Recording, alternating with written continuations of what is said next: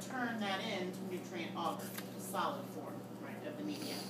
So you're going to take remaining nutrient broth, and you're going to add, it's 2.6 here, yep, 2.6 grams of auger powder. That's the other container on your table.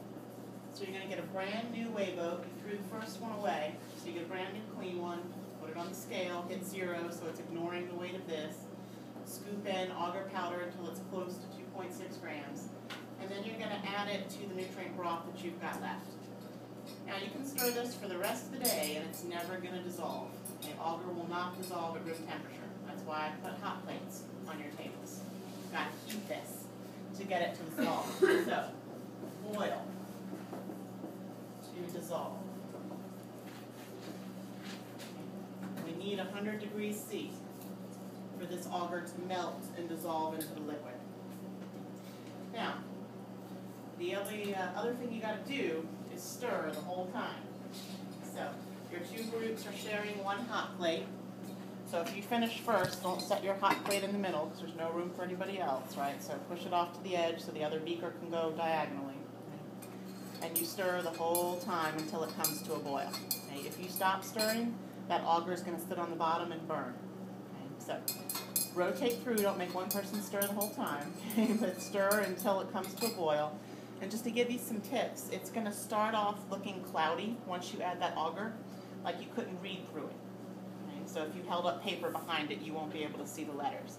As it gets close to boiling, it'll clear up. It won't be water clear, it'll still be yellow in color, but you could read through it. Okay, so if it's starting to clear up, you're getting close to boiling, and I'm warning you about that because it'll go from boiling to boiling over in the blink of an eye. I've done it many, many times. Okay? So, as it gets close to boiling, you pay closer attention.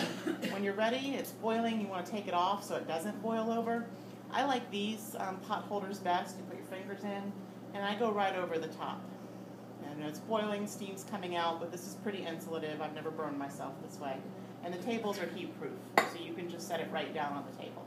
But if you're not comfortable with that one, you've got regular pot holders as well.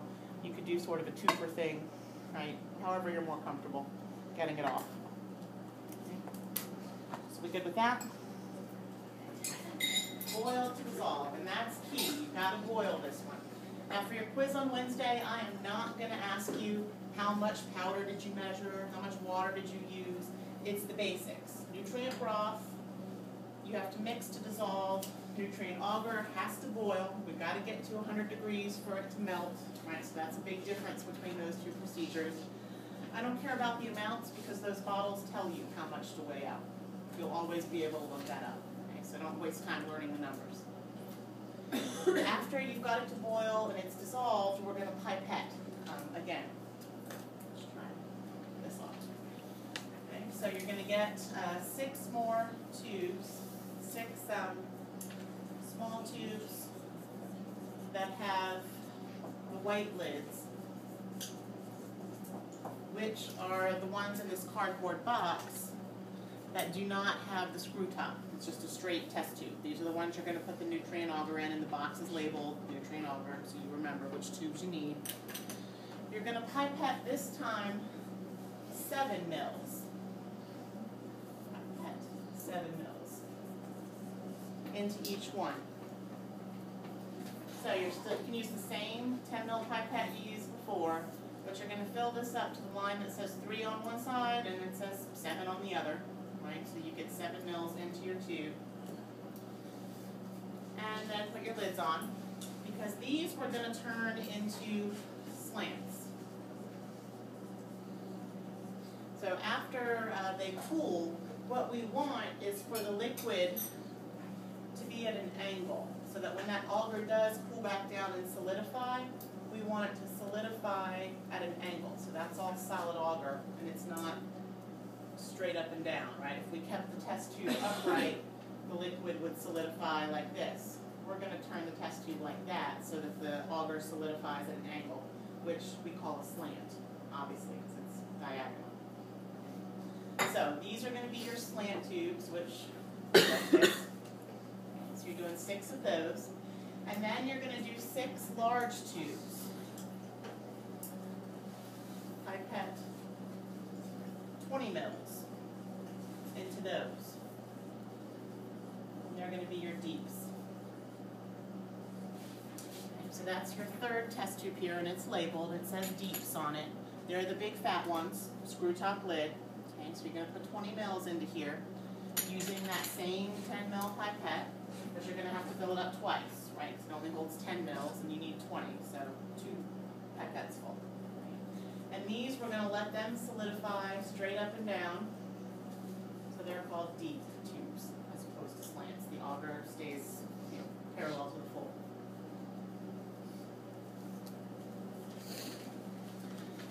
Now, pretty much everything that you work with is contaminated, right? The only sterilized piece of equipment we use are the pipettes, just because we buy them that way in bulk. Okay? But your beakers, not sterile, right? They're open to the air, bacteria all over the place. Your stir bars, I touched it, it's not sterile. Right? Pretty much everything we use is not sterile, which means that all this nice food you just made has already got bacteria in it from all of those containers. So if we just left it, those bacteria would say thanks for the meal and grow and eat up all the food we just worked so hard to make. So after we pipette all of these tubes and we've put lids on all of them, we've got to sterilize them to kill the bacteria that are in there. Because we don't want those to grow, we want the ones we're working with on Wednesday to grow. So that's going to be the last step. Keep losing my marker here. Sterilizing. And for that, we're going to use an autoclave. That's the piece of equipment we use to sterilize media and equipment. It's used to sterilize media, equipment, glassware. If you've ever worked in a dentist's office, I'm sure you're familiar with these. They use them to clean the dental instruments between patients, all those hard metal grills and stuff. They've got to sterilize them. They use an autoclave for that. Remember, boiling is not enough to sterilize. For lecture, those endospores are heat resistant. Those dormant cells, 100 degrees Celsius, and boiling is not enough to kill them. The autoclave can bring the boiling point of water up to 121 degrees Celsius, which is hot enough to kill endospores. So if we were boiling water here on our hot plates at room temperature, the water would get to 100 degrees and turn to steam. Right? We'd never get to 121. So in the autoclave, it's kind of like a pressure cooker that you might use at home. The lid screws down on a pressure cooker so the steam can't get out. It's trapped and it's hot. And then one of those gas laws from chemistry about pressure and temperature, the pressure of the steam starts to build up, and at that increased pressure, the boiling point of water changes. It stays liquid until it gets to 121 degrees, and then it turns to steam, which we can't do out here at room temperature. So the key to getting to this temperature is to have 18 psi pressure, 18 pounds per square inch. The pressure out here in this room, just regular atmospheric pressure, is 14.69, almost 15 psi. So we need to go up 3 more pounds per square inch to get the boiling point of water up. We have an autoclave in here just so I can show you. This is an old one. It's just really a backup for us in case our nice one breaks. But just so you can see, it's a pot turned sideways, right? It's a round chamber. We'd put your test tubes in there and seal the door down, right? Screws down so that the steam can't escape, and then we'd run the liquid cycle to get the heat up to 121 degrees, 18 psi. And then it has to stay at that temperature and that pressure for between 15 and 30 minutes to make sure that the items, the entire items in there, get to 121 degrees. Little test tube of water or nutrient broth, 15 minutes is going to be plenty for the middle of that liquid to get warm. But if we have a big bag of trash, biohazard trash that we're autoclaving, and it's full, it might take 30 minutes for the middle of that bag to get to 121 degrees Celsius. So time varies depending on what you're doing. The problem with the autoclave for you guys is that it doesn't instantly get to 121 degrees. It takes about 45 minutes for the machine to warm up to 121 degrees. And then it's got to sit there for 15 to 30 minutes. And And then you can't just open the door when the pressure inside is 18 psi and the pressure out here is 15. The door will blow off and you'll get steam burns. So it's got to slowly vent that pressure and get back down to normal, which is another half hour, 45 minutes. So obviously you guys don't have time to run a whole autoclave cycle here today. We'll do that for you. You get everything pipetted out, and our very helpful lab assistants will run it in the autoclave for you tonight, so when you come back on Wednesday, it will be all sterilized. And they will slant your tubes. They'll take that whole rack slants and leave it at an angle so that as the auger pulls back down, it will keep that slant shape. Does that make sense?